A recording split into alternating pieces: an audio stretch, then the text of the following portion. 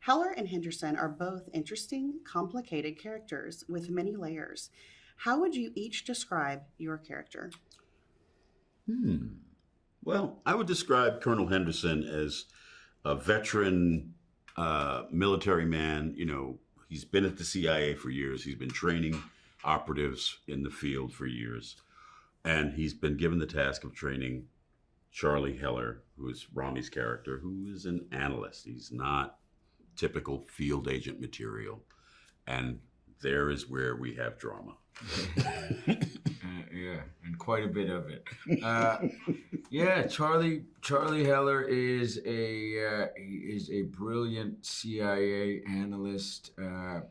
Some might call him an introvert. He is a passionate human being in his work, perhaps too much at times, and he knows a little bit too much. He also has an incredible, loving wife that might be the antithesis of him in terms of being an ultimate extrovert and a bright, shining star. But they both have these great strengths, and when he loses that person he adores the most, he finds a resolve, strength, a ability to use all of his intelligence and brilliance as a force of nature to make sure that that person he adores the most, that light is still shining as bright as it ever was inside of him, hopefully.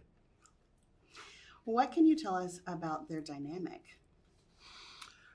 So the dynamic between Charlie and Colonel Henderson is, on the surface of it, mentor, mentee, teacher and student.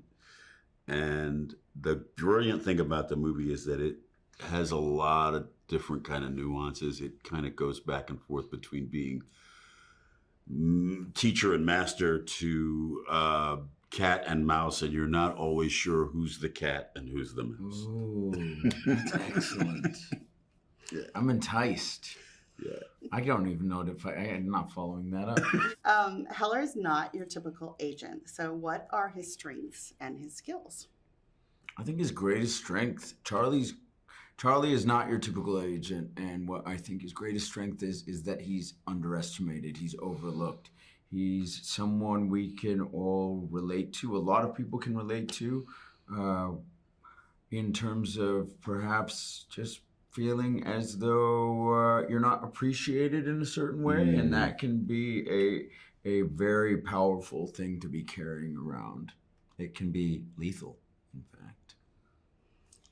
Henderson is obviously a seasoned professional. Do you think he is someone audiences would be able to relate to? I don't know if everyone can relate to Henderson.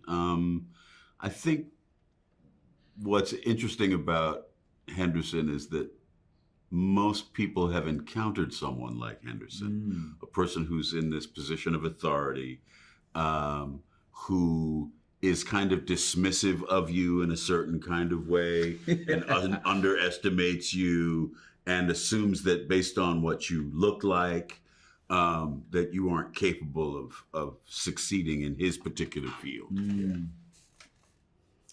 Rami, this was your first time producing a film. What was the experience like, and did that have an effect on your performance as an actor? This was my first time producing a film. I had produced a little bit on Mr. Robot, and that was just because I love being involved from the element of the script writing aspect, watching these characters go on a journey from beginning to end and telling a story in a way that I think is lasting, timeless. I want to make sure I get my hands dirty in a way and still have some I guess agency over the whole thing. There you go. Right? Yeah, absolutely. He was searching. He got there. He got there. Your characters are each quite different. Without revealing too much, what was it about the character on page that attracted you to your role? Well, she's a climate scientist, so I love that she's both so smart, but also really grounded and light and loose and free in a way that as an actor I don't often get the opportunity to play. And I love the relationship between the two of them. They're polar opposites, but they complete each other and they bring out the best in each other. And it felt like a really beautiful foundation for Heller's ultimate grief journey throughout the film.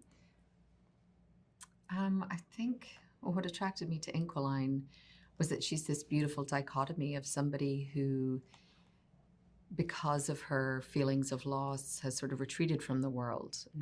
But yet at the same time, she has found a way to channel her energy into sort of being a champion for justice and speaking truth to power in a way that I just thought was so heroic. And it just was such a lovely contrast of retreat and also pushing things out into the light, which I thought was really interesting. Again, without revealing too much, tell us about your character's relationship to Heller and why is it so crucial to the story?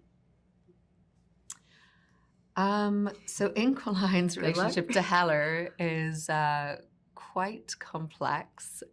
When we first encounter Inquilline, we don't know who she or who they are. There's this question that Heller is actually trying to figure out. They've had a working relationship for many years, but it's veiled in secrecy. But they have a shared kind of passion for data and information. But when we actually meet her, which upends a lot of Heller's expectations, they realize that they have another shared bond, which is the bond of loss. Sarah is Heller's wife, and she's also his connection in a way to the outside world. He works in a basement. He he sits behind a computer all day, and I think sometimes his world can get quite insular, and he can live inside his head. And she's somebody who constantly pushes him to look outside, to be a little braver, to be a little bolder, to have a sense of humor. And I think he recognizes how important it is in some ways earlier in the film, but also especially after she's gone. The story has a lot to do with the importance of human connection. Can you explain? I think we see what happens to somebody in this film when their most important connection is taken from them, and how it can drive people to do such extreme things. And I think that is, you realize the value and the necessity that we all have for connection, as you see with Heller and Sarah, and then with Heller and Inquilline and all the other people he meets along the way. The film also asks some pretty tough questions about the value of life and who deserves to have it in a way, and what it means to be a part of. I don't want to say eliminating somebody's life, but I think Heller asked some pretty difficult questions about our shared humanity when face to face with people that he believes have been responsible for taking away one of his greatest personal connections. But the film also asks him to look at their humanity as well. I think that's particularly evident in the relationship between Rami and Laurence's characters in the film. It's such an interesting relationship that shouldn't work. They should be, they would be enemies in a different version of this film. And in this one, they sort of find their shared humanity. Mm-hmm. What is the film saying about the difference between justice and revenge? Big question. Yeah. I think for me, that was one of the most interesting kind of themes in this film, because I think it's something that I believe gets confused so many times. Justice is bringing somebody to account, whereas revenge is punishing someone. And sort of speaking to what Rachel had said earlier, I think Heller Inquilline sort of asks this, and Laurence's character asks this of him. It's, do you feel any better? Is this bringing you any solace? And personally, I think, that's where revenge falls short, because really you're just inflicting more pain. And it's great, I think, that in this kind of film that we are provoking those conversations. Yeah. I mean, I couldn't have said it any better, but there's one moment in particular, without giving too much away, towards the end of the film, where he has an opportunity to come face to face with that question after having entertained it and explored it at a number of different points in the movie. There's sort of one final face to face, and I think he finds his own answer to that question that's quite unexpected. A lot of this film follows Heller figuring out how to navigate that question his way, and not in a way that we've necessarily seen another hero in a movie like this do. And that rings true to the very end. Can you talk about the epic scope of the film and all the exotic international locations?